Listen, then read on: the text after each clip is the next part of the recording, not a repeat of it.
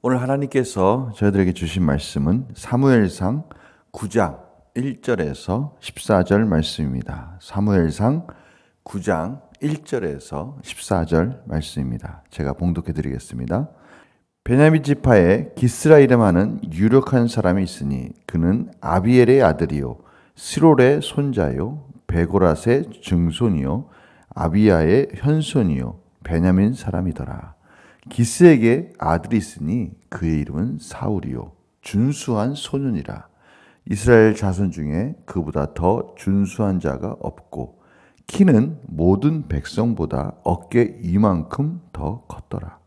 사울의 아버지 기스가 암나기들을 잃고 그의 아들 사울에게 이르되 너는 일어나 한 사원을 데리고 가서 암나기들을 찾으라 하매 그가 에브라임 산지와 살리사 땅으로 두루 다녀 보았으나 찾지 못하고 사알림 땅으로 두루 다녀 보았으나 그곳에는 없었고 베냐민 사람의 땅으로 두루 다녀 보았으나 찾지 못하니라. 그들이 숲 땅에 이른 때에 사울이 함께 가던 사원에게 이르되 돌아가자. 내 아버지께서 암나기 생각은 고사하고 우리를 위하여 걱정하실까 두려워하노라 하니 그가 대답하되 보소서 이 성읍에 하나님의 사람이 있는데 존경을 받는 사람이라. 그가 말한 것은 반드시 다 응하나니 그리로 가사이다. 그가 혹 우리가 갈 길을 가르쳐 줄까 하나이다 하는지라. 사울이 그의 사원에게 이르되 우리가 가면 그 사람에게 무엇을 드리겠느냐. 우리 주머니에 먹을 것이 다하였으니 하나님의 사람에게 드릴 예물이 없도다. 무엇이 있느냐 하니 사원이 사울에게 다시 대답하여 이르되 보소서 내 손에 은 한 세겔의 4분의 1이 있으니 하나님의 사람에게 드려 우리 길을 가르쳐달라 하겠나이다 하더라.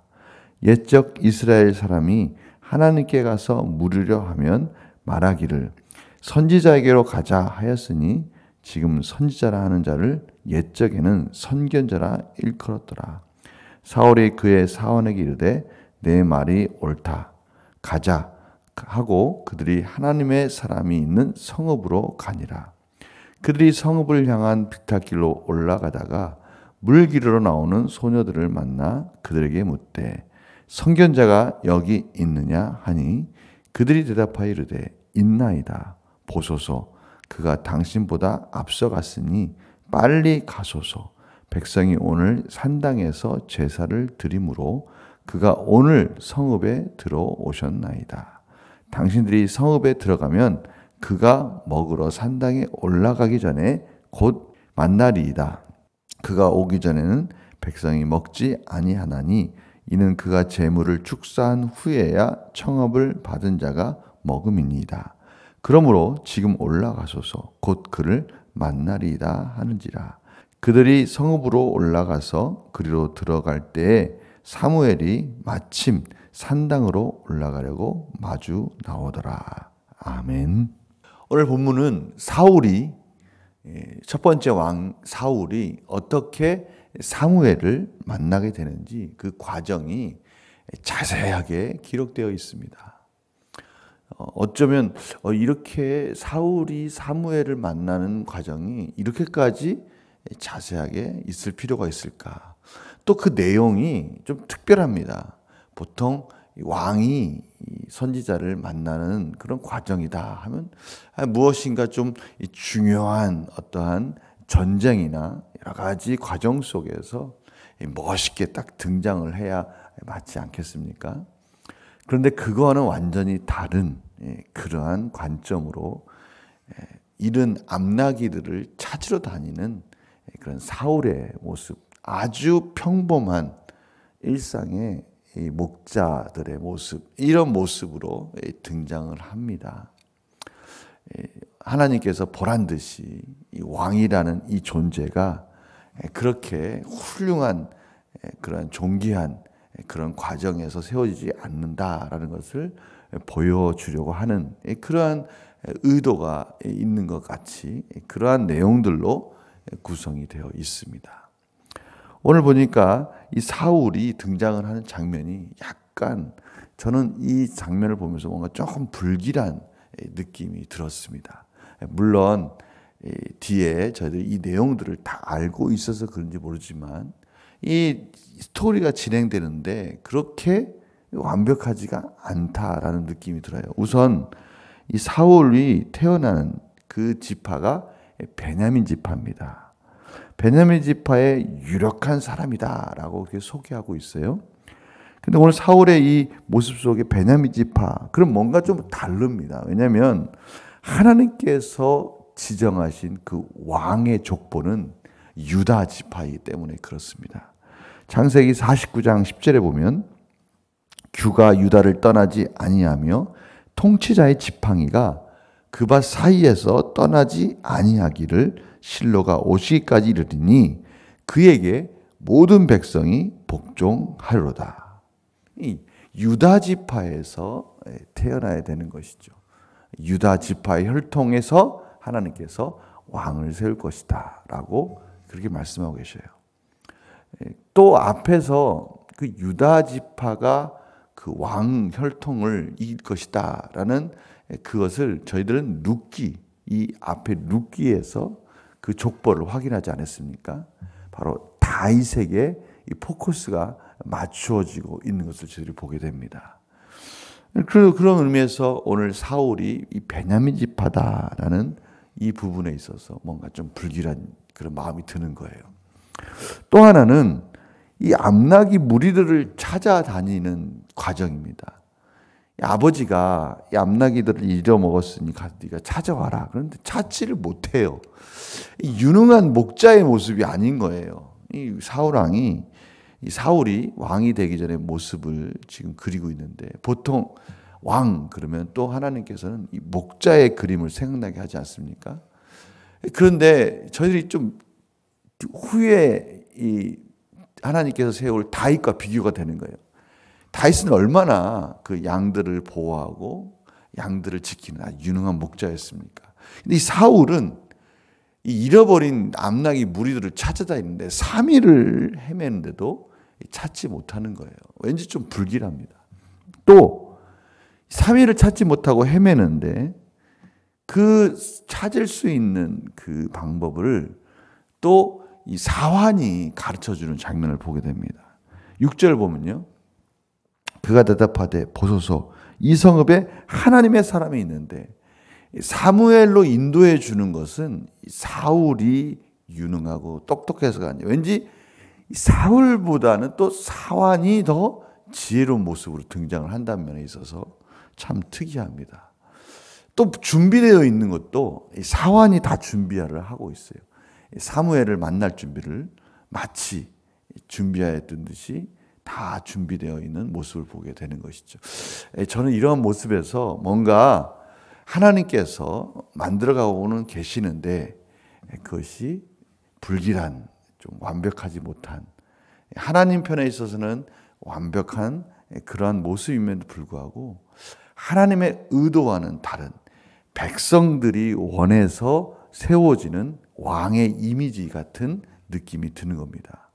하나님께서 하나님 마음에 합한 그런 왕이 아니라 백성들이 원해서 백성들에서 의해서 세워지는 그런 왕의 이미지를 저희들이 보게 되는 것이죠. 그럼에도 불구하고 저희들은 이러한 일련의 과정들을 통해서 몇 가지 묵상해야 될 부분이 있습니다. 첫 번째는 하나님의 일하시는 방법을 저희들 다시 보게 되는 거예요. 오늘 등장하는 인물들이 있습니다. 사울의 아버지 기스가 등장을 합니다. 아주 유력한 사람. 유력한 사람은 어떤 의미입니까? 저희들이 앞에서 유력한 사람이 있었어요. 그 이름은 보아스였습니다. 유력하다는 뜻은 힘이 있다라는 거예요. 돈도 있고 또 명예도 있고 물질도 있고 힘이 있는, 능력이 있는 그런 사람이라는 것이죠. 바로 그 유력한 사람 기스가 나옵니다. 또 사울도 등장합니다. 부족하지만 그래도 그 외모면에 있어서는 사람들의 어깨 이만큼 목이 하나 더 있는 겁니다. 그러한 아주 건장한, 사람들이 볼 때 그들이 원하는 전쟁에 앞장서서 우리를 구원해 줄 자를 세워 주시옵소서. 딱 맞는 사람입니다. 그런 사울이 등장합니다. 또 사환이 등장합니다. 지혜로운 사환이 등장을 하고요. 또 이 길을 잃고 사무엘에게 찾아갈 수 있는 방법을, 그 내용을 잘 모르는 그 동네에 이르렀을 때, 그 성읍에 이르렀을 때 사울에게 또 사환에게 길을 가르쳐주는 소녀들이 나옵니다. 어느 하나 중요하지 않은 그러한 부분이 없이 다 한 자리 한 자리 작지만 그러나 중요한 부분들을 다 차지하고 있다는 것을 알 수가 있어요. 또 한 가지 또 저희들이 주목해야 될 것이 있습니다. 그것은 뭐냐면, 뭔가 제가 앞에서 말씀드렸지만 뭔가 불길하다고 그랬잖아요. 백성들이 원하는 왕은 세워지고 있는데 하나님의 마음에 합한 그러한 이미지가 그려지고 있지 않습니다. 결국 백성들이 원하는 왕이 아닌 하나님의 마음에 합한, 하나님이 원하는 시간이 있다라는 것을 저희들이 보게 되는 것이죠. 왕을 세우려면 하나님은 하나님이 원하시는 하나님의 방법으로 정확한 하나님의 뜻 가운데 충분히 세우실 것입니다. 그런데 백성들이 그것을 기다리지 못한 것이죠. 하나님이 왕이심에도 불구하고 하나님이 필요하면 또 하나님이 세울 것인데, 백성들이 이방 무리들을 보면서 백성들이 세우고자 하는 왕, 그런 왕을 하나님이 지금 세우고 계시다는 걸 알 수 있어요. 이 모습을 보면 저희들은 야곱의 모습이 생각납니다.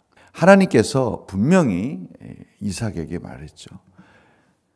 분명히 큰 자가 작은 자를 섬길 것이다. 이 말씀 속에는 야곱이 장자가 될 것이다 라는 말씀이 포함되어 있는 거예요. 그런데 그 시간을 기다리지 못하는 거예요. 왠지 불길한 마음이 드니까 스스로가 장자권을 훔쳐가는 장면을 봅니다. 야곱은 속이는 자가 되는 거예요. 그런데 그가 그렇게 속여서 장자권을 뺏어서 그가 속이는 자가 돼서 뭔가 이룬 것 같은데, 결국 그는 라반의 집에 가서 14년을 속게 됩니다. 29장 25절 27절 보면요, 야곱이 아침에 보니 레아라 라반에게 이르되 외삼촌이 어찌하여 내게 이같이 행하셨나이까. 이거 누가 이런 말을 해야 되는 게 맞습니까? 사실은 하나님이 하셔야 되죠. 야곱아, 네가 어찌하여 하나님을 속일 수 있다고 생각하고 있느냐. 바로 이런 거예요. 야곱이 외삼촌에게 똑같이 그 말을 하고 있어요. 속은 거예요.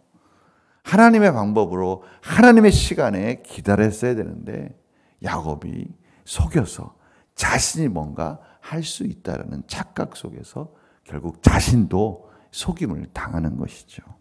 그렇습니다. 하나님의 방법까지, 하나님의 시간까지 기다렸어야 되는 것이죠. 오늘 말씀이 그렇습니다.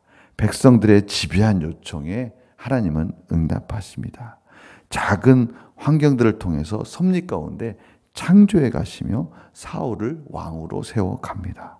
그 모든 과정 속에 하나님께서 친히 주장하고 계시다는 것을 저희들이 보여주고 계세요. 그러나 하나님이 원하시는 하나님의 시간은 아직 이르지 않았다라는 것을 저희들이 보게 되는 거예요. 유다 지파가 지정이 되고 그 정해진 시간이 되면 하나님의 마음에 합한 자를 통해서 하나님의 왕, 하나님이 원하시는 그 왕을 통해서 언약을 완성해 가실 것입니다. 저희들은 오늘 통해 오늘 하루, 오늘 말씀을 통해 오늘 하루를 하나님의 뜻 가운데, 아 그렇구나, 우리 삶 속에서 일어나는 작은 일 하나하나가 소중하구나, 이 작은 일 하나하나 속에서 하나님의 메시지를 읽어야 되겠구나라는 것을 또 깨닫습니다. 비록 작은 일들이지만 그 작은 일들 속에 하나님의 언약은 여전히, 하나님의 나라는 세워져 가고 있구나라는 것을 저희들이 깨닫게 되는 거예요. 또 하나는 뭡니까? 하나님의 방법으로 하나님의 시간에 정확하게 이루어지는 하나님의 그 언약의 완성을 저희들이 또 기대하게 되는 거예요. 하나님이 원하시는 하나님의 방법이 있다는 것, 저희들이 놓치지 말아야 될 것이에요. 오늘 이 두 가지 사실, 저희들이 일어나는 삶 속에서 작은 일 하나하나 속에는 여전히 하나님의 주권이 흐르고 있다는 사실. 그럼에도 불구하고 하나님의 언약은 하나님이 하나님의 시간에 완성해 가신다는 사실.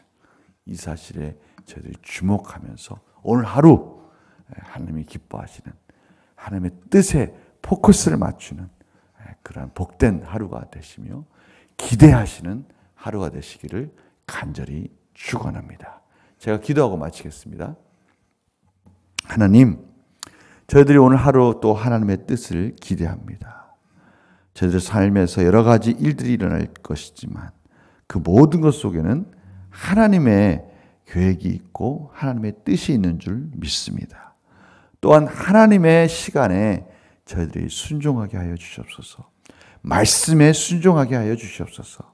세상적으로 생각할 때는 이해가 되지 않을지라도 하나님은 여전히 일하고 계시고 하나님의 언약은 완성돼 가고 계시다는 것을 보게 하여 주시옵소서.